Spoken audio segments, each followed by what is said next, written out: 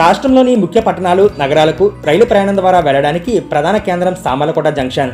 ఇక్కడ నుంచి రోజుకు సుమారుగా 110 నుంచి 130 వరకు రోజువారీ, వారాంతపు ప్రత్యేక రైళ్లు రాకపోకలు సాగిస్తూ ఉంటాయి. సుమారు 7 మండలాలకు ప్రయాణికులు ఈ స్టేషన్ నుంచి ప్రయాణాలు చేస్తూ ఉంటారు. పేరుకు ముఖ్యమైన హాల్ట్ అయినా ఇక్కడ పలు ప్రధాన రైళ్లు ఆపకపోవడంతో రాజమహేంద్రవరం, తుని, విశాఖపట్నం వెళ్లి ఎక్కాల్సిన పరిస్థితి ఏర్పడింది. సుమారు 10 ప్రధాన రైలుకు ఇక్కడ హాల్ట్లు లేవు. కాకినాడ, లింగంపల్లి మధ్య తిరిగే కోకనాడ ఎక్స్ప్రెస్ ఇక్కడ ఆగడం లేదు. దీంతో పరిసర ప్రాంతాల ప్రయాణికులు కాకినాడ వెళ్లి ఎక్కాల్సి వస్తుంది. హౌరా నుంచి చెన్నై, చెన్నై నుంచి హౌరా వెళ్లే 12841, 12842 కోరమండల్ ఎక్స్ప్రెస్ రైలుకు హాల్టు ఇవ్వలేదు. అరుణాచలం వెళ్లే 12867 రైలు నిలుపుదల లేదు. నాందేడ్ సంబల్పూర్ 20810, 20812 నాగవళి ఎక్స్ప్రెస్ రైలు ఇక్కడ నిలుపుదల చేయకపోవడంతో రాజమహేంద్రం వెళ్లి ఎక్కాల్సి వస్తుంది.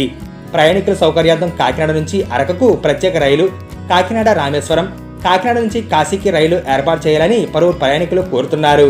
సామర్లకోట నుంచి మధ్యాహ్నం 1 గంట నుంచి 4 గంటల వరకు, సాయంత్రం 6 గంటల నుంచి 9 గంటల వరకు విశాఖపట్నం వైపు వెళ్లేందుకు రైలు లేకపోవడంతో చిరు వ్యాపారులు, ఉద్యోగులు, విద్యార్థులు, పర్యాటకులు, భక్తులు ఇబ్బంది పడుతున్నారు.